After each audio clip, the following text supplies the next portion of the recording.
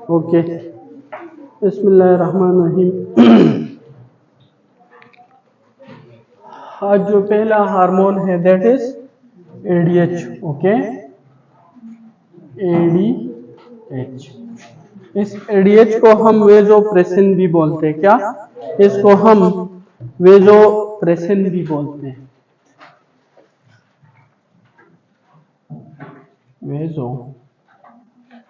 Vasopressin इसको इसलिए बोलते हैं कि ये हमारे साथ क्या करते हैं, ये ब्लड वेसल की कंस्ट्रक्शन करते हैं। सही है, ये हमारे साथ ब्लड वेसल की कंस्ट्रक्शन करते हैं।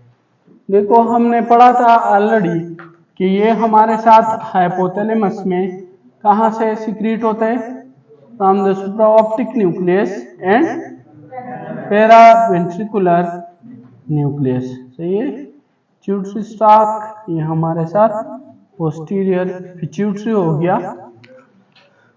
यहाँ पे ये दो न्यूक्लियस हमारे साथ इसको क्या करेगा, रिलीज बनाएगा और ये हमारे साथ आके पोस्टीरियर पिट्यूटरी से हमारे साथ एडीएच रिलीज हो जाएगा। ADH anti diuretic hormone. Diuretic molecule वो होते हैं जो हमारे साथ यूरिन के वॉल्यूम को क्या करते हैं, बढ़ा देते हैं, इंक्रीज करते हैं। एंटी डायरेटिक मीन कि वो हमारे साथ यूरिन के वॉल्यूम को क्या करे, कम करे। यूरिन के वॉल्यूम को क्या करे, कम करे। सही है। अब हमारे साथ इसके रिलीज का, इसका रिलीज के टू रीजन है हमारे साथ। एक हमारे इसका काम ये है कि ये एक हमारे साथ ब्लड प्रेशर को मेंटेन करता है। किसको? ब्लड प्रेशर को मेंटेन रखता है। और दूसरा ये हमारे साथ सीरम ऑस्मोलरिटी को, सीरम ऑस्मोलरिटी या इसको ऑस्मोलिटी भी बोलते हैं। एक होता है ऑस्मोलरिटी और एक होता है ऑस्मोलिटी। इसमें डिफरेंस ये है ना, सिर्फ यूनिट का डिफरेंस है। ऑस्मोलरिटी का यूनिट हमारे साथ है लीटर पर लीटर, ऑस्मोलर पर लीटर, और ऑस्मोलिटी का यूनिट है ऑस्मोल पर केजी। ओके, एक केजी में अगर हम एक सॉल्वेंट ले लेना, एक टब में इस तरह वाटर ले ले, सही है। अगर हम 1 kg वाटर ले लेना, 1 kg वाटर, सही है, तो ये हमारे साथ इक्वल होता है किसका, 1 लीटर का। ओके, अगर हम बोले कि ये जो सोल्यूशन है ना, सोल्यूशन, और इसकी ऑस्मोलरिटी है हमारे साथ, नॉर्मल ऑस्मोलरिटी कितनी होती है, 295 ओके मिली ऑस्मोल पर लीटर। प्लाज्मा की जो नॉर्मल ऑस्मोलरिटी है ये है हमारे साथ 295 मिली ऑस्मोल पर लीटर। अगर ये हम बोले कि मिली ऑस्मोल पर केजी, सही है, तो वो हमारे साथ क्या हो जाएगी, ऑस्मोलिटी हो जाएगी। ऑस्मोलिटी मीन सिर्फ यूनिट का डिफरेंस है। हम बोल रहे हैं कि इस सॉल्यूशन की ऑस्मोलरिटी है हमारे साथ कितना, 295 मिली ऑस्मोल पर लीटर, से दिस इज ऑस्मोलरिटी। बट अगर हम बोले कि इस सॉल्यूशन की हमारे साथ 295 मिली ऑस्मोल पर केजी हम ऐड करें, दैट इज ऑस्मोलिटी। अब ऑस्मोलिटी है क्या चीज? ऑस्मोलिटी सिंपल हमारे साथ क्या होता है, एक सॉल्यूशन में number of osmolar active particles को बोलते हैं, number of osmolar active particle. तो हमारे साथ ऑस्मोलर एक्टिव पार्टिकल क्या है, ऑस्मोलर एक्टिव पार्टिकल हमारे साथ है chloride, potassium, sodium, magnesium, calcium, इसको हम ऑस्मोलर एक्टिव पार्टिकल बोलते हैं। ओके, अगर हम इसको यहाँ पे इस सॉल्वेंट में डाल दिया करें, सॉल्वेंट में डाले तो इसकी जो विस्कोसिटी है से वो हमारे साथ इंक्रीज होगी या डिक्रीज, सही है, इंक्रीज होगी ना, तो इसके मिकदार को हम इस सॉल्वेंट में इसको हम सॉल्यूट बोलते हैं। सही है, तो इस सॉल्यूट का मिकदार इस सॉल्वेंट में हम क्या बोलते हैं, इसको ऑस्मोलरिटी या ऑस्मोलिलिटी बोलते हैं। ऑस्मोलरिटी या ऑस्मोलिलिटी इसको बोलते हैं। तो ये जो एडीएच है ये हमारे साथ दो चीजों को मेंटेन करता है, एक ब्लड प्रेशर को और एक हमारे साथ ऑस्मोलरिटी को। अब हमारे साथ जब इस हाइपोथैलेमस को, इस ब्रेन को कैसे पता चलेगा कि हमारे साथ ऑस्मोलरिटी क्या हुई है, इंक्रीज हुए या डिक्रीज हुई है, और इसको कैसे पता चलेगा कि हमारे साथ क्या हुआ है, ब्लड प्रेशर इंक्रीज हो चुका है या डिक्रीज हो चुका है। मेन बात तो ये है ना। तो हमारे साथ यहाँ पे हमने बोला था कि एक थर्ड वेंट्रिकल होता है, लेटरल वेंट्रिकल दो होते हैं। सही है, और ये लेटरल वेंट्रिकल इसके बिल्कुल बैक पे हमारे साथ क्या बनाता है, थर्ड वेंट्रिकल बनाता है। इस थर्ड वेंट्रिकल के इंटीरियर जो वाल होते हैं, इंटीरियर वाल, उस पे हमारे साथ क्या होते हैं, रिसेप्टर लगे हुए होते हैं। क्या रिसेप्टर लगे हुए होते हैं। एक को हम बोलते हैं सब पोर्निकल आर्गन, सब पोर्निकल आर्गन। फॉर एग्जाम्पल ये रिसेप्टर है यहाँ पे इसके, एक को हम क्या बोलते हैं, सब पोर्निकल आर्गन, सब पोर्निकल आर्गन। ओके, और एक को हम क्या बोलते हैं, एक को हम बोलते हैं क्या, आर्गेनोवेस्कुलोजम। आर्गेनोवेस्कुलोजम, दो रिसेप्टर, आर्गेनोवेस्कुलोजम,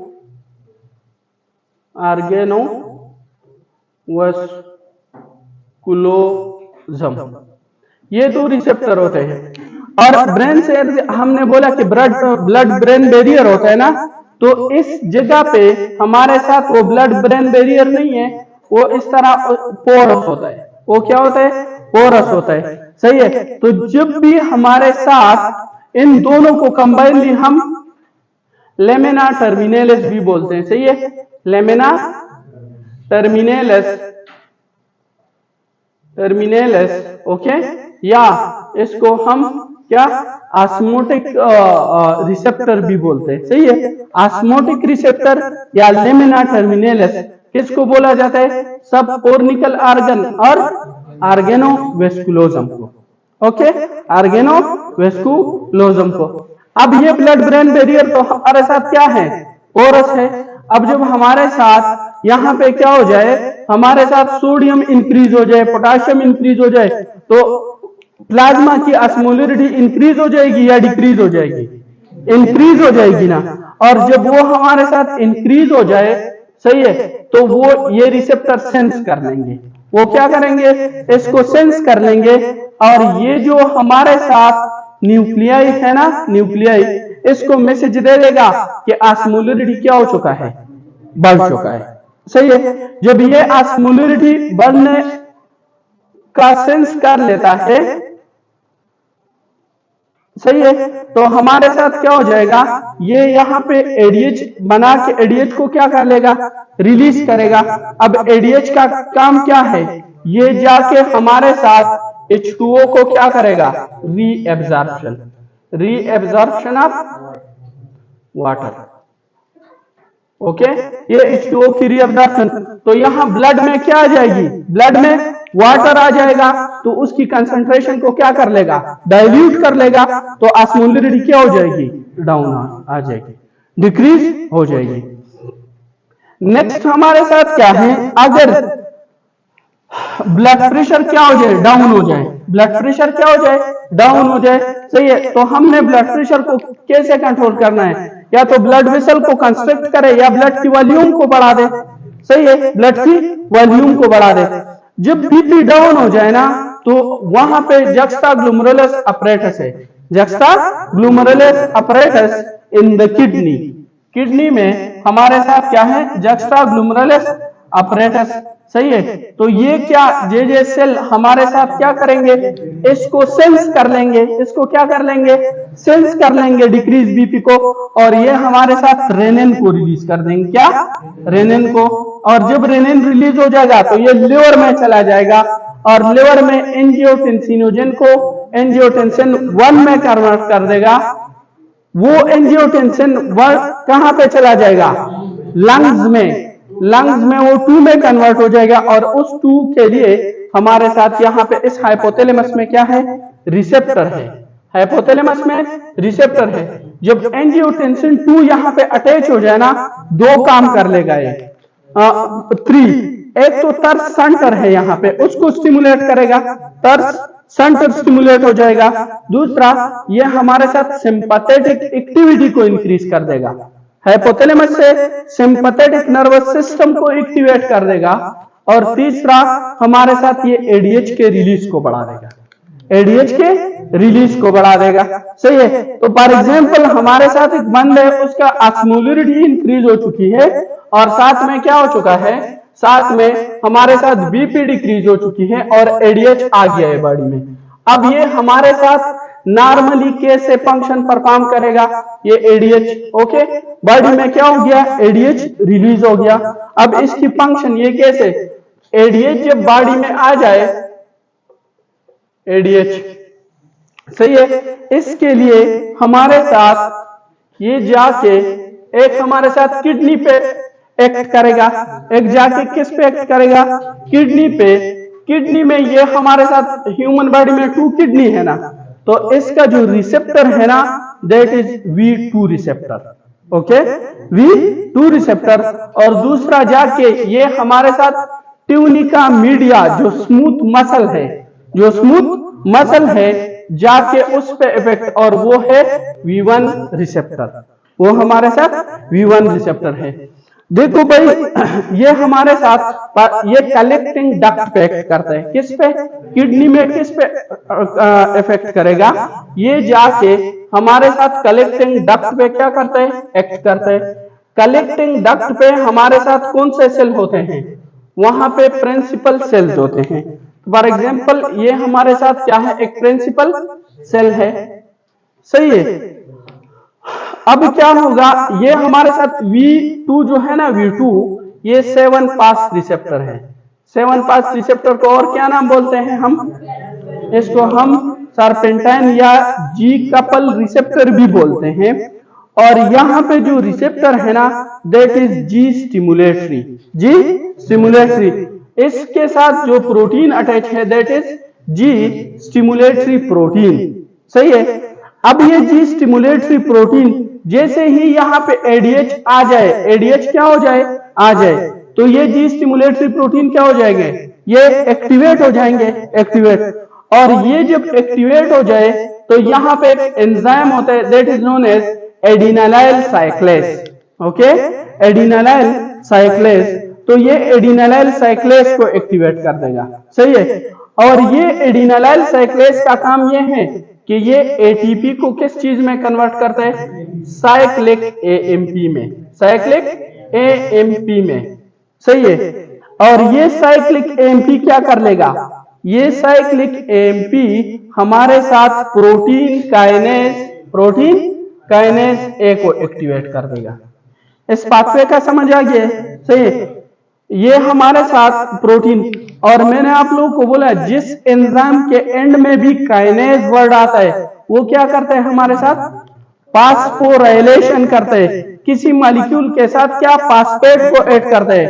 और जिस मॉलिक्यूल के साथ भी फास्फेट ऐड हो जाए, वो हमारे साथ क्या हो जाता है, वो एक्टिव हो जाता है, वो क्या हो जाता है, एक्टिव हो जाता है। तो यहाँ पे हमारे साथ इस सेल में ना, यहाँ पे ये एक्वापोरिन क्या है, ये तो चैनल्स है, और चैनल्स किस चीज से बने हुए हैं, प्रोटीन से बने हुए हैं, सही है। तो वो प्रोटीन जो हमारे साथ एक्वापोरिन बनाते हैं, एक्वापोरिन, सही है, उसको फास्फोराइलेट कर लेंगे, उसको क्या कर देंगे, फास्फोराइलेट कर लेंगे।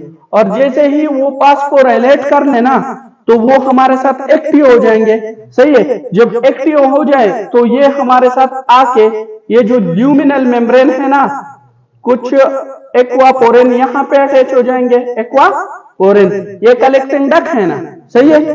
देखो ये बोमेन कैप्सूल हो गया, सही है, proximal convoluted tube, loop of Henle, ascending tube, distal convoluted tube, और ये हमारे साथ क्या हो गया, कलेक्टिंग डक्ट, और ये एक प्रिंसिपल सेल हो गया इसके साथ। समझ आइए? ओके। अब इस ल्यूमिनल मेम्ब्रेन पे जो एक्वापोरिन अटैच हो गए ना, जो एक्वापोरिन आ गए, इसको हम एक्वापोरिन 2 बोलते हैं, एक्वापोरिन 2। और कुछ एक्वापोरिन यहां पे आ जाएंगे, क्योंकि ये किस चीज की एब्जॉर्प्शन कर रहे हैं, वाटर। तो वाटर तो यहां पे नहीं रह सकते ना, ये कहां पे आएंगे, इसको तो हमने कहां पे लेके आना है, ब्लड में लेके आना है, क्योंकि ब्लड की ऑस्मोलरिटी क्या हुई है, इंक्रीज हो चुकी है, और हमने तो ब्लड की ऑस्मोलरिटी को डिक्रीज करना है ना, सही है। तो हमें तो वाटर यहां पे चाहिए ना, तो ये एक्वापोरिन वाटर को एब्जॉर्ब करेंगे, सही है, H2O, और इस यहां पे इसके जरिए ब्लड में क्या आ जाएगा, H2O। इसी वजह से ये हमारे साथ क्या करता है, H2O की एब्जॉर्प्शन करता है। ओके, H2O की एब्जॉर्प्शन, इसको ये जो है ना, ये हमारे साथ एक्वापोरिन 3 और एक्वापोरिन 4, सही है, ये एक्वापोरिन 3, और ये हमारे साथ मैकेनिज्म है किस चीज पे, कि हमारे साथ किडनी में कैसे ये वाटर की री एब्जॉर्प्शन करता है। ओके, नेक्स्ट हमारे साथ V1 रिसेप्टर। ओके, तो यहां पे ब्लड वेसल की ये क्या करता है, ब्लड वेसल में ये हमारे साथ देखो ट्यूनिका एडवांटिशिया, ओके, फिर हमारे साथ क्या है, ट्यूनिका मीडिया है। ट्यूनिका मीडिया किस चीज से बने हुए हैं, ये हमारे साथ स्मूथ मसल से, फॉर एग्जांपल ये एक स्मूथ मसल का सेल है, स्मूथ मसल का क्या है, सेल है। अब यहाँ पे ट्यूनिका मीडिया पे ये जो स्मूथ मसल सेल है ना, इस पे V1 रिसेप्टर है। ये V1 रिसेप्टर भी हमारे साथ क्या है, 7 पास रिसेप्टर ही होता है, 7 पास रिसेप्टर ही होता है, सही है। अब हमारे साथ यहाँ पे जब ADH आके अटैच करेगा ना, यहाँ पे ADH आके अटैक करेगा, तो इसको जब से इसको हम क्या GQ रिसेप्टर बोलते हैं, यहाँ पे GQ रिसेप्टर, सही है, दिस इज GQ रिसेप्टर। बताता हूं कि GQ कहां पे होंगे और G स्टिमुलेटरी कहां पे होगा, सही है। अगर इस पे G स्टिमुलेटरी है ना, तो इस पे G इनहिबिटरी भी होगा, सही है, इस पे G इनहिबिटरी भी होगा। अब हमारे साथ ये GQ रिसेप्टर है ना, जैसे ही ये ADH यहाँ पे अटैक करे, सही है, तो इसमें फिर बहुत से अल्फा यूनिट, बीटा यूनिट, उसकी आपको जरूरत नहीं है, सही है। बस सिर्फ ये क्या करेगा, GQ को क्या, उसको स्टिमुलेट किया इसने, ADH ने, इस रिसेप्टर के थ्रू। ये GQ हमारे साथ क्या करेगा, यहाँ पे फास्फोलाइपेज C एंजाइम होता है, फास्फोलाइपेज C एंजाइम को एक्टिवेट करेगा, फास्फोलाइपेज C, ठीक है। फिर ये हमारे साथ ये फास्फोलाइपेज C हमारे साथ क्या करेगा, इस मेम्ब्रेन में एक लिपिड होता है, फास्फोलिपिड, सही है। इस फास्फोलिपिड की क्या कर लेगा, ब्रेकडाउन, इस फास्फोलिपिड की क्या करेगा, ब्रेकडाउन, और ये हमारे साथ किस में, DAG डाइएसाइल ग्लिसरॉल में चेंज कर देगा, और IP3 आयनोसाइटोल ट्राइफॉस्फेट में चेंज कर देगा। अब हमारे साथ स्मूथ मसल में क्या होता है, इसमें कैल्शियम स्टोर होता है, कैल्शियम स्टोर होता है, समझ आ रहा है या नहीं, सही है। अब ये IP3 क्या करेगा, ये जो स्टोर कैल्शियम है ना, स्टोर कैल्शियम, ये एंडोप्लाज्मिक रेटिकुलम है, बट हम यहाँ पे ये मसल है ना, तो मसल में इस एंडोप्लाज्मिक रेटिकुलम को हम सार्कोप्लाज्मिक रेटिकुलम बोलते हैं, ओके। अब ये क्या कर लेगा, ये IP3 यहाँ पे इस कैल्शियम को बाहर निकाल देगा, कैल्शियम को बाहर निकाल देगा।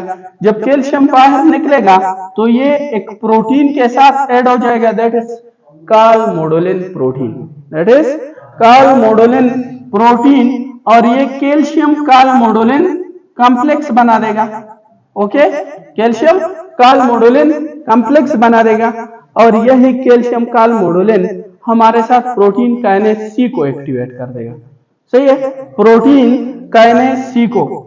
भाई ये इसलिए ये सारे स्टेप करा रहा हूं ना, कि फार्माकोलॉजी में आपके हर एक स्टेप पे एक एक मेडिसिन काम करता है, सही, और इसको ब्लॉक करता है और आगे फंक्शन को इनहिबिट करता है, सही है। तो ये आपको याद होने चाहिए, सही है, कि साइक्लिक एएमपी को और इसको कौन इनहिबिट करता है, सही है, और स्पेशली कार्डियोलॉजी में, सही है, ये कार्डियोलॉजी में और पल्मोनरी हाइपरटेंशन में जो मेडिसिन यूज होते हैं ना, तो वो इन पाथवेज पे हमारे साथ एक्ट करता है, सही है।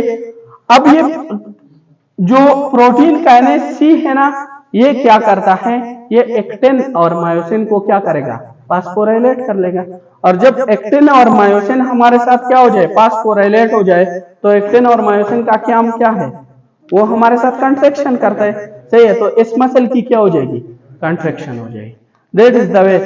और जितने भी ऐसे मॉलिक्यूल है जो वो हमारे साथ स्मूथ मसल की कंट्रैक्शन करेंगे, सही है, वो हमारे साथ क्या IP3 पाथवे को इख्तियार करेंगे, सही है।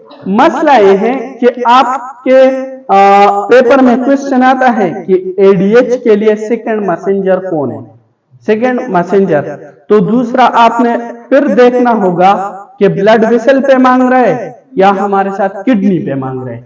तो किडनी में इसके लिए सेकंड मैसेंजर क्या है, साइक्लिक एएमपी, ये मैसेज को रिसीव करके आगे जो एक्टिवेशन करने वाला बंदा है दैट इज साइक्लिक एएमपी, और यहाँ पे ये हमारे साथ क्या है, IP3। Second messenger for ADH in the kidney is cyclic AMP, but second messenger for ADH in the kidney that is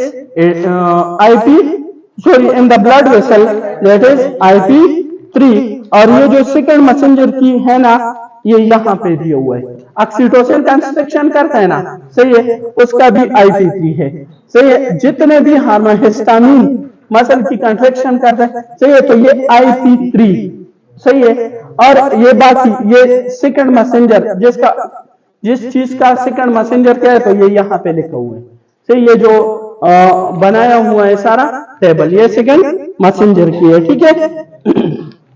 अब हमारे साथ ये तो इसकी क्या हो गई कि हमारे साथ इसने क्या किया, नॉर्मल हमारे साथ फंक्शन करके ब्लड प्रेशर को क्या करते हैं, कंट्रोल करते हैं, और हमारे साथ ब्लड ऑस्मोलरिटी को क्या करते हैं, उसको कंट्रोल करते हैं। अब हम पढ़ते हैं ना कि ADH ज्यादा हो जाए तो क्या होगा और ये कम हो जाए तो क्या होगा, सही है। अब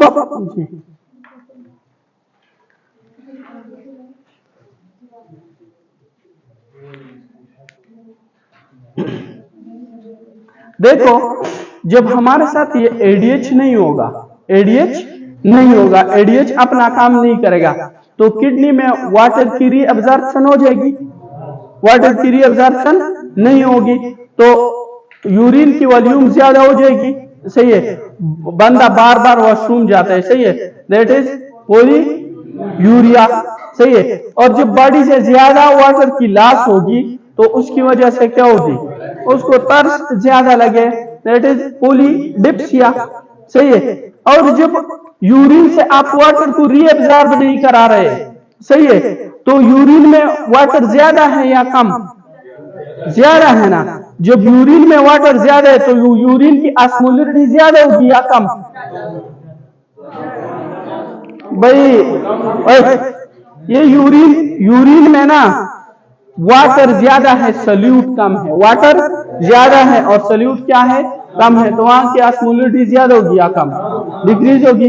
और प्लाज्मा में हमारे साथ वाटर नहीं आ रहा, उधर सल्यूट की कंसंट्रेशन ज्यादा है, तो वहां की ऑस्मोलरिटी ज्यादा होगी या कम, ज्यादा होगी।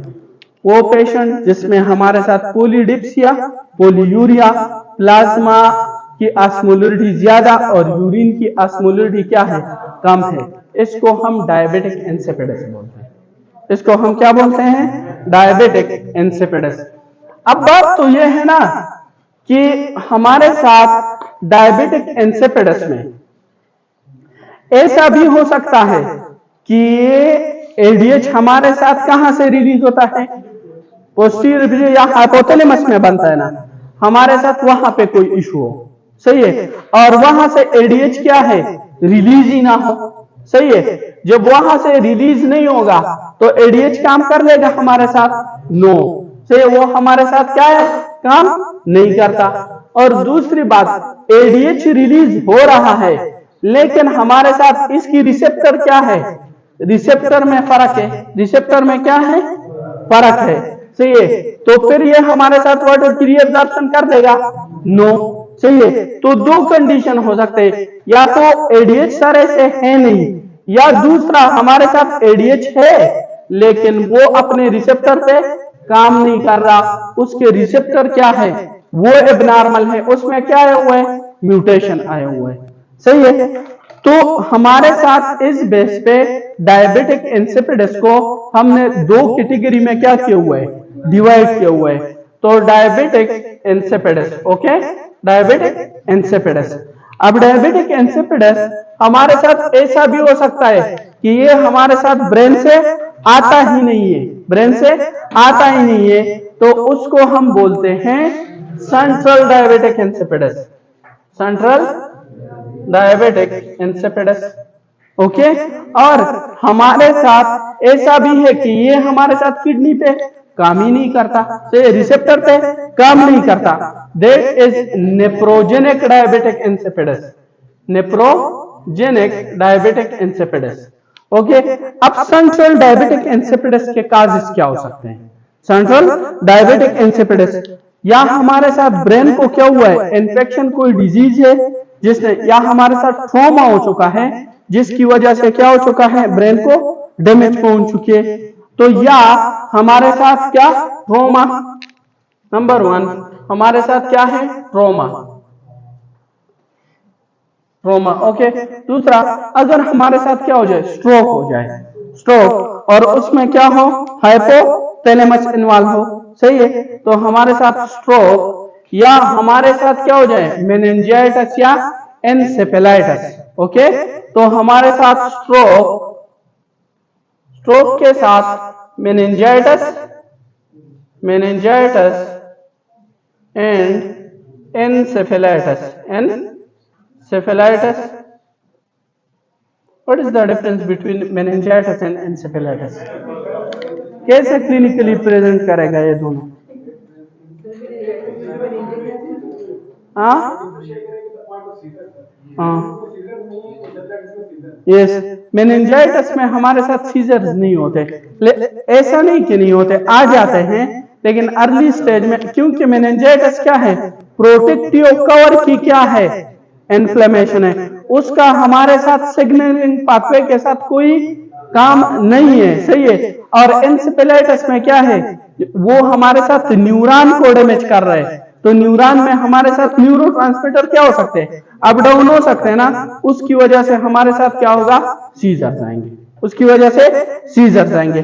इसके अलावा हमने ब्लड में पढ़ा हुआ था एक disease, that is amyloidosis, amyloidosis.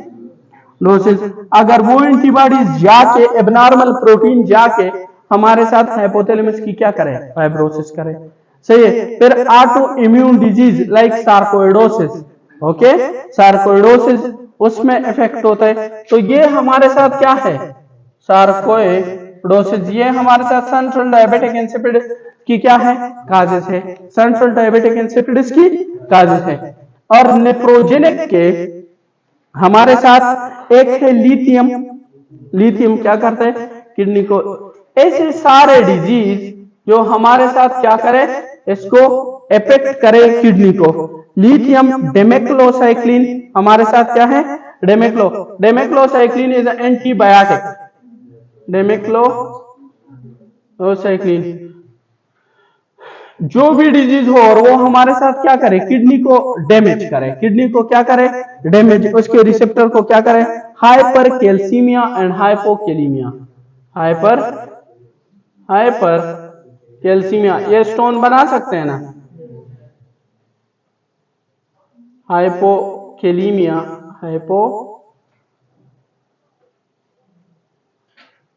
Okay, hypokalaemia. इसके बाद हमारे साथ इन्फेक्शन लाइक एचआईवी, एचआईवी हमारे साथ किडनी को क्या करता है, डैमेज करता है, सही है। और एक सिंड्रोम होता है ना, दैट इज उसका diabetic insipidus,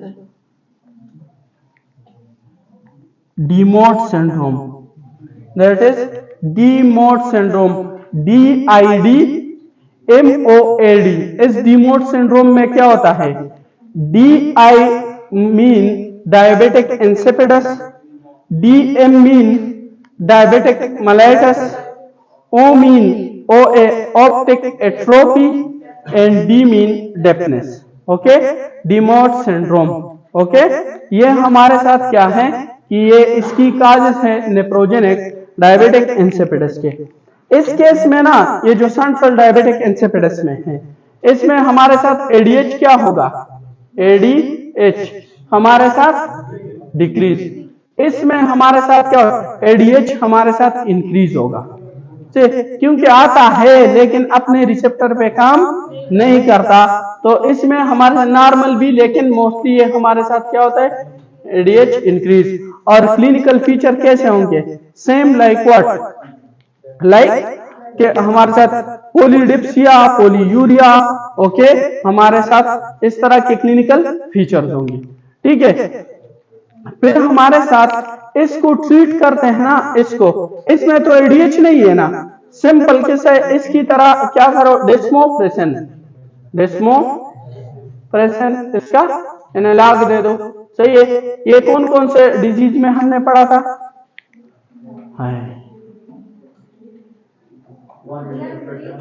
one Willebrand factor deficiency, haemophilia A and diabetic insipidus. Okay, तो इसमें हम क्या करते हैं? इसको यूज करते हैं। ठीक है, इसमें यूज करते हैं इनको। फिर हमारे साथ यहां इसको कैसे? इसमें तो एक हम क्या करते हैं कि रिस्ट्रिक्शन करते हैं साल्ट की जो फूड है उसकी, और जो अंडरलाइन कास्ट की वजह से हो, सही है, उसको ट्रीट करते हैं। सही, या इस ड्रग्स को और इसको क्या करते हैं? यूज।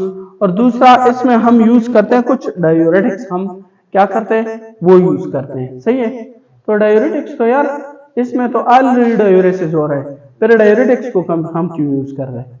वाह, मोलरिटी को कैसे?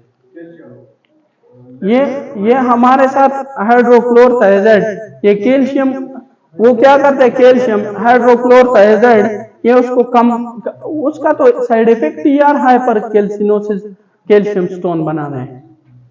जो हमारे साथ हाइड्रोक्लोरथायजाइड क्या करता है? ये हमारे साथ डिस्टल कन्वोल्यूट ट्यूब पे है, उसका तो साइड इफेक्ट ही हमारे साथ कैल्शियम स्टोन बनाना है। ये हमारे साथ हाइपोनेट्री, ये हमारे साथ ट्यूब होता है ना, ट्यूब। सही है, इसमें हम ये पोटेशियम स्पेयरिंग डायूरेटिक्स हम यूज करते हैं, पोटेशियम स्पेयरिंग डायूरेटिक्स, और हाइड्रोक्लोरथायजाइड उसमें यूज करते हैं। रीजन ये है ना कि इसमें हमारे साथ ये जो हाइपोकिलीमिया है ना, इसको रोकने के लिए, सिर्फ इसको रोकने के लिए, बाकी इसका कोई प्रोमिनेंट इसका इफेक्ट नहीं है इसमें, क्योंकि दीजार अगर इनकी वजह से है, कोई इस कास्ट की वजह से, तो आपने इस अंडरलाइन कास्ट को रोकना पड़ेगा। बट अगर इनकी वजह से नहीं है, कंजेनिटल डिजीज है, उसके लिए परमानेंटली हम कुछ नहीं कर सकते। उसके लिए जेनेटिक्स को क्या करना होगा? करना होगा। बाकी जो भी हम दे रहे that is just for symptomatic relief. सही, हमारे साथ क्या, क्योंकि अगर हमारे साथ हाइपोकिलीमिया हो रहा है या hyperkalaemia, both are medical emergency and within minute patient expire हो जाता है, विद इन मिनट्स। ओके, घंटे तक टाइम नहीं पहुंचता। सही है ना, तो उसकी वजह से ये हमारे साथ क्या हो गया कि अगर ADH हमारे साथ क्या हो? नॉर्मल काम ना कर रहा हो, ADH क्या हो? नॉर्मल काम नहीं कर रहा। दूसरा हमारे साथ एक कंडीशन है, दैट इज अगर हमारे साथ ये ADH क्या हो जाए? ये बहुत ज्यादा हो जाए। ADH क्या हो जाए? बहुत ज्यादा हो जाए। उस कंडीशन को हम बोलते हैं सिंड्रोम ऑफ इनएप्रोप्रिएट ADH। उसमें फीचर्स क्या होंगे? फीचर बिल्कुल इसके अपोजिट होंगे। हाँ जी, क्या? हाँ, हाँ, ये 24 आवर के लिए वो चेक करते हैं, इसकी इन्वेस्टिगेशन में वाटर डिप्रिवेशन टेस्ट वो करते हैं, 24 आवर के लिए वो चेक करते हैं। सही है। हमारे साथ syndrome of inappropriate ADH, SAIDH, syndrome of inappropriate ADH. मतलब सिंड्रोम ऑफ AIAD है, या आप मौलवी लोग इस पे ये नखरे लगाते हैं, इसलिए मुझे बुरे लगते हैं। जो मतलब है उसको नहीं समझते, बस सिर्फ नखरे निकालते। तो हमारे साथ क्या है कि हमारे साथ सिंड्रोम ऑफ इनएप्रोप्रिएट एडीएच में ना, एडीएच हमारे साथ बहुत ज्यादा हो जाते हैं। जब एडीएच ज्यादा होगा, एडीएच ज्यादा होगा तो वाटर की रीअब्जॉर्प्शन क्या होगी? ज्यादा होगी। सही है। जब वाटर की रीअब्जॉर्प्शन ज्यादा होगी तो हमारे साथ यूरिन में हमारे साथ ज्यादा वाटर होगा या कम? से यूरिन में हमारे साथ क्या हो जाएगा? वाटर कम, तो यूरिन की ऑस्मोलरिटी क्या हो जाएगी? वो इंक्रीज हो जाएगी। प्लाज्मा में वाटर ज्यादा जाएगा या कम? ज्यादा, तो प्लाज्मा की ऑस्मोलरिटी क्या हो जाएगी? वो डिक्रीज हो जाएगी। सही है। तो इस पेशेंट को तरस लगेगा फिर? नो। सही है, तरस नहीं लगेगा। अब हमारे साथ ऐसा होता है कि एडीएच रीजन क्या है, ऐसे क्या हो सकते हैं, क्या पॉसिबिलिटी है जो हमारे साथ क्या करे, वो एडीएच को बढ़ा दे। सही है, बॉडी में। तो इसका जो मोस्ट कॉमन काज है ना, मोस्टली जो आपको क्वेश्चन आता है उसमें ना, that is small cell lung carcinoma. Small cell lungs carcinoma, small cell lungs carcinoma, ये सवाल ही पैदा नहीं हो सकता कि ये क्वेश्चन पेपर में ना हो। सही है। जब हमारे साथ स्मॉल सेल लंग कार्सिनोमा हो जाए ना, तो इसमें 3 कंडीशन हो सकते हैं। हमारे साथ क्या हो जाते हैं? 3 कंडीशन आ जाते हैं। एक, ये हमारे साथ बढ़ा देता है किस चीज को? हमारे साथ एक्टोपिकली ये एडीएच रिलीज करता है। नॉर्मली एडीएच को कहां से रिलीज होना चाहिए? From the pituitary gland. सही है। लेकिन ये उसको हम क्या, एक्टोपिकली, इसको अगर एबनॉर्मल जगह से एक चीज रिलीज हो रहा है ना, तो इसको हम क्या बोलते हैं? Ectopic release. और यहां एक्टोपिकली ये एंडोक्राइन में इसको हम पैरान्यूप्लास्टिक सिंड्रोम बोलते हैं। पैरान्यूप्लास्टिक सिंड्रोम। तो ये हमारे साथ एडीएच को रिलीज करके ना, ये हमारे साथ काज करता है syndrome of inappropriate ADH. Okay. दूसरा, हमारे साथ ये ACTH रिलीज करते हैं। ACTH रिलीज करते हैं। अब ये ACTH हमारे साथ क्या करेगा? ये जाके एड्रीनल ग्लैंड पे इफेक्ट करते हैं। एड्रीनल ग्लैंड पे इफेक्ट करके ये हमारे साथ कोर्टिसोल को क्या करते हैं? कोर्टिसोल को बढ़ा देते हैं। जब कोर्टिसोल बढ़ेगा, इस कंडीशन को हम बोलते हैं कुशिंग सिंड्रोम। अब हमारे साथ 2 कंडीशन, एक होते हैं कुशिंग डिजीज और एक होते हैं कुशिंग सिंड्रोम। इसमें डिफरेंस ये है ना, अगर नॉर्मली ये ACTH कहां से रिलीज होता है? ये हमारे साथ एंटीरियर पिट्यूटरी से रिलीज होता है। अगर हमारे साथ पिट्यूटरी ग्लैंड का एडिनोमा हो जाए, सही, एंटीरियर पिट्यूटरी का एडिनोमा हो जाए और एंटीरियर पिट्यूटरी से ACTH क्या हो जाए? रिलीज हो जाए एबनॉर्मली ज्यादा, और वो आके कार्टिसोल को बढ़ा दे। सही है। इस कंडीशन को हम बोलते हैं कुशिंग डिजीज। बट अगर हमारे साथ एड्रीनल ग्लैंड में कोई मसला आ जाए, सही है, वो हमारे साथ कार्टिसोल को खुद ब खुद ही क्या करे? ज्यादा रिलीज करे, या ये ACTH एक्टोपिकली किसी और जगह से रिलीज हो जाए, सही है, तो हमारे साथ क्या होगा? उसको फिर हम कुशिंग सिंड्रोम बोलते हैं। और इसको हम स्किन पिगमेंटेशन पे डिफरेंशिएट, बाकी फीचर सारे के सारे सेम होते हैं, लेकिन इसको डिफरेंशिएट करते हैं फ्रॉम द एब्डोमिनल स्ट्राई का एक वर्ड दिया होगा उसमें। सही है। और उसका रीजन कल हम आगे पढ़ भी लेंगे कुशिंग सिंड्रोम में, लेकिन उसका रीजन ये था कि वो हमारे साथ, उसके साथ क्या रिलीज होता है? MSH रिलीज होता है। सही है। ये जब वहां से रिलीज होगा तो अगर हमारे साथ कुशिंग डिजीज है तो उसमें एब्डोमिनल स्ट्राई होगा, बाकी सेम फीचर्स होते हैं ऑलमोस्ट। ओके, तो हमारे साथ उसको फिर हम क्या बोलेंगे इस कंडीशन को, इसको कुशिंग सिंड्रोम, क्योंकि ये एसिडियस तो अबनॉर्मल जगह से हुए, सही है। और तीसरा ये कंडीशन काज करते हैं eaten Lambert syndrome, Lambert syndrome. अब ये क्या चीज होता है, हमारे साथ मसल है ना, मसल, सही है, इस मसल पे हमारे साथ नर्व आया हुआ है, नर्व, ये नर्व एंडिंग है, यहां पे हमारे साथ एसिटाइल कोलिन रिलीज होता है और मसल को क्या करता है, कंस्ट्रक्ट करता है, सही है। जब यहां से एक्शन पोटेंशियल आएगा ना, एक्शन पोटेंशियल, सही है, ये जब एंड पे पहुंच जाते हैं तो यहां कैल्शियम चैनल होते हैं, कैल्शियम चैनल। तो इस डीपोलराइजेशन वेव जब यहां पे पहुंच जाती है तो इसकी वजह से कैल्शियम क्या हो जाएगा, एनसाइड आ जाएगा, कैल्शियम एनसाइड।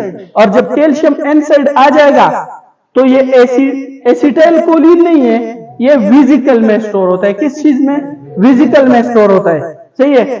तो ये जाके इस वेसिकल के रिलीज को, इसका बहुत जब हम एक्शन पोटेंशियल और ये पढ़ेंगे ना साइनेप्टिक क्लिप, फिर बता दूंगे इधर केलेथ्रिन और सेंटेक्सिन और इस तरह के कुछ प्रोटीन होते हैं, लेकिन ये इस कैल्शियम की वजह से क्या हो जाएगा, बाहर आ जाएगा, सही है। अब हमारे साथ इस ईटन लंबर्ट सिंड्रोम में क्या होता है कि ये जो स्मॉल सेल ऑफ लंग्स है ना कार्सिनोमा के, सही है, ये हमारे साथ एंटीबॉडीज रिलीज करते हैं और ये एंटीबॉडीज इस कैल्शियम चैनल को क्या करते हैं, खराब कर देते हैं, सही है। जब ये कैल्शियम चैनल नहीं होंगे, ये कैल्शियम अंदर आ जाएगा, एसिटाइल कोलिन रिलीज हो जाएगा, एसिटाइल कोलिन मसल पे एक्ट करेगा, नो, मसल की हमारे साथ कंस्ट्रक्शन नहीं होगी, सही है। इसमें और ग्रेव्स डिजीज, सॉरी, दूसरा हमारे साथ माइस्थीनिया ग्रेविस होता है, माइस्थीनिया ग्रेविस होता है, वो फिर पढ़ेंगे कभी, सही है। माइस्थीनिया ग्रेविस होते हैं और कुछ टॉक्सिन यहाँ पे एक्ट करते हैं, लेकिन ये हमारे साथ स्मॉल सेल लंग कार्सिनोमा में, आज हमारा काम सिर्फ इस चीज से है, सही है। फिर हमारे साथ सीओपीडी, लंग्स में अगर हमारे साथ क्या हो जाए, सीओपीडी, ओके, सीओपीडी, या हमारे साथ lungs abscess, lungs abscess, okay, lungs abscess हो जाए से उसके साथ और कुछ ड्रग्स होते हैं like carbamazepine, cyclophosphamide and SSRI, ये कुछ ड्रग्स हैं जो हमारे साथ क्या करते हैं, इसके रिलीज को क्या करेंगे, SSRI, selective serotonin reuptake inhibitor, सही है। और हमारे साथ एंटी साइकोटिक जो ड्रग्स है वो हमारे साथ क्या करते हैं, कार्बामाजेपिन एंड साइक्लोफॉस्फेमाइड, ये इसके रिलीज को क्या करते हैं, बढ़ा देते हैं। अब जब ये बढ़ जाएगा तो ये हमारे साथ क्या करेगा, वाटर की रिटेंशन को बढ़ा देगा, वाटर की रिटेंशन क्या होगी, ज्यादा हो जाएगी। जब वाटर की रिटेंशन ज्यादा हो जाए, सही है, तो हमारे साथ क्या ऑस्मोलरिटी यूरिन की क्या हो जाएगी, इंक्रीज हो जाएगी, प्लाज्मा की क्या हो जाएगी, कम हो जाएगी, डिक्रीज हो जाएगी, सही है।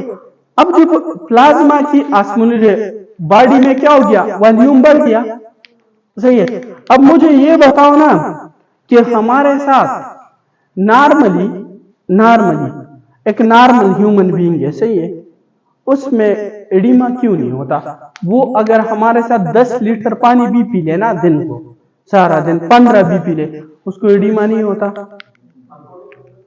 नहीं, अनकोटिक प्रेशर तो हो गया तो पैथोलॉजी हो गई, कारी साहब क्यों नहीं होता,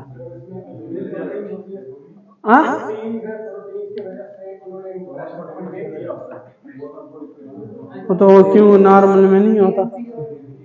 यस, हमारे साथ भाई ऐसा होता है ना, जब आप वॉल्यूम को बढ़ाओगे ना, ऑफकोर्स जब आप पानी की इंटेक को ज्यादा करोगे, नॉर्मल बॉडी है, नॉर्मल बॉडी है, बॉडी इंटेक को क्या करोगे, बढ़ाओगे।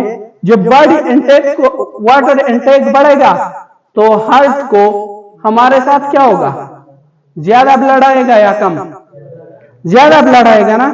जब ज्यादा ब्लड आएगा तो इसमें यहां पे मसल है, मसल, उस मसल को क्या मिलेगी, स्ट्रेच मिलेगी।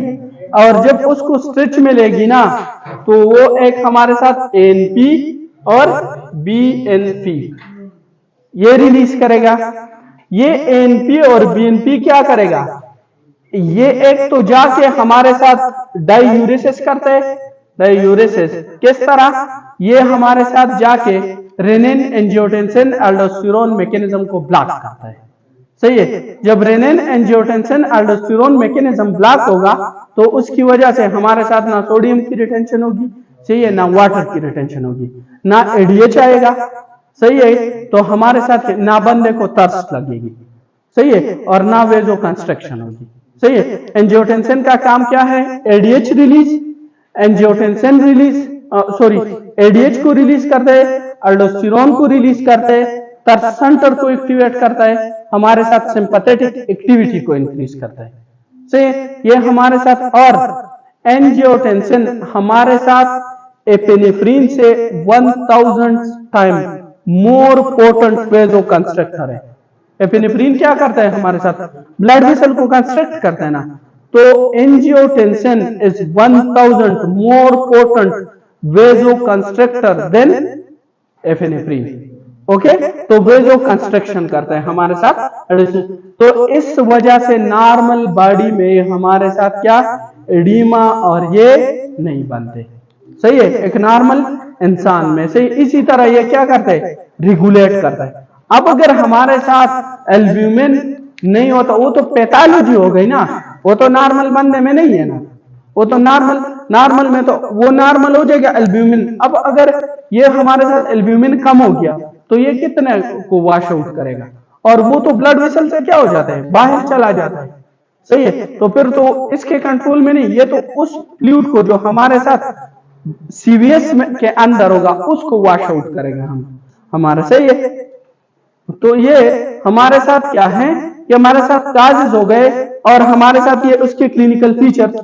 तो हमारे साथ एनपी और बीएनपी क्या हो जाएगा, इसके रिजल्ट में वो इंक्रीज हो जाएगा, सही है, एन3। और एल्डोस्टेरोन क्या, हाइपो, इसको हम डाइल्यूशनल हाइपोनेट्रीमिया बोलते हैं, इसको हम डाइल्यूशनल हाइपोनाइट्रीमिया बोलते हैं। ओके, डाइल्यूशनल हाइपोनेट्रीमिया, सोडियम की लेवल क्या हो जाएगी, कम हो जाएगी।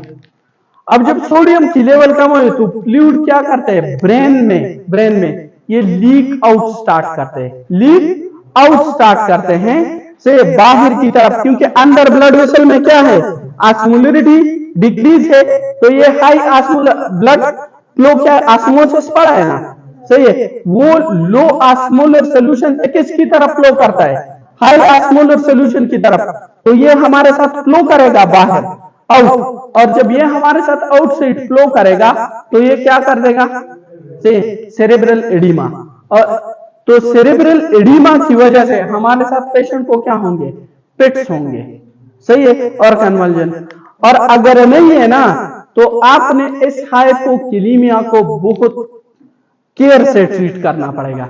अगर आप एब्रप्टली इसको ट्रीट करोगे ना तो अगेन आप सेरेब्रल एडिमा कैच कर लोगे, सही है। ऑस्मोटिक डिफरेंस की वजह से आपने इतना वो एक्टिव नहीं होना क्या, हाँ मैंने तो डायग्नोज मार दिया, सही है, अब आके इसको जल्दी जल्दी ट्रीट करो, नो, इसको बहुत स्लोली आपने ट्रीट, क्योंकि ये जो हमारे साथ आयंस होता है ना, आयंस, इसका थोड़ा सा भी अप डाउन आ जाए, सही है, तो ये डायरेक्टली हार्ट को और ब्रेन को डैमेज करता है, डायरेक्टली उस पर इफेक्ट। और जब ये दोनों ऑर्गन इफेक्ट हो जाए, सही है, तो बस बंदा खत्म, सही है। तो ये हमारे साथ इसकी क्या, ये जो इधर पैराग्राफ में लिखा हुआ है लास्ट में, इसकी ना ये एडीएच की ना, ये तो नॉर्मल यहाँ पे लिखा हुआ है, ये सही है। इसकी पैथोलॉजी आप बैक पे आ जाओ ना, 1-2-3 पेज आगे, सही है, तो यहाँ पे ये सिंड्रोम में आप इनएप्रोप्रिएट एडीएच और ये सेंट्रल डायबिटिक और नेफ्रोजेनिक डायबिटिक इंसिपिडस, और इसमें हमारे साथ ना प्राइमरी पोलिडिप्सिया का मतलब ये, मैं ये कंप्लीट करके फिर आपको एक्सप्लेन कर दूं। अब इसमें हमारे साथ क्या है, एडीएच इंक्रीज, तो हमारे साथ पेशेंट के प्लाज्मा की ऑस्मोलरिटी क्या है, वो डिक्रीज हो चुकी है, यूरिन की ऑस्मोलरिटी क्या, तो ओलिगोयूरिया होगा पेशेंट को, सही है, ओलिगो यूरिया। और एनपी और पीएनपी क्या होगा ज्यादा, और सोडियम क्या हो चुका होगा, वो डिक्रीज हो चुका होगा। सही है। और अगर हमारे साथ कॉम्प्लिकेशन में आके सेरेब्रल एडिमा काज हो चुका हो तो उसकी वजह से हमारे साथ कन्वर्जन, पेट्स और इस तरह के फीचर आएंगे। अब हमारे साथ इसको ट्रीट कैसे करना है, ऐसे ड्रग देंगे ना जो इस एडीएच को क्या करे, खत्म करे। And that ADH is demeclocycline. Demeclocycline हमारे साथ क्या करता है, इसको इफेक्ट को ब्लॉक करते हैं, इसके इफेक्ट को क्या करते हैं, डेमेक्लोसाइक्लिन। और यह एडीएच का जो रिसेप्टर है ना उसके एंटागोनिस्ट देते हैं, रिसेप्टर के एंटागोनिस्ट देते हैं। दैट इज डेमेक्लो कन्वेक्टन, देखो टोलवेक्टन और कन्वेक्टन।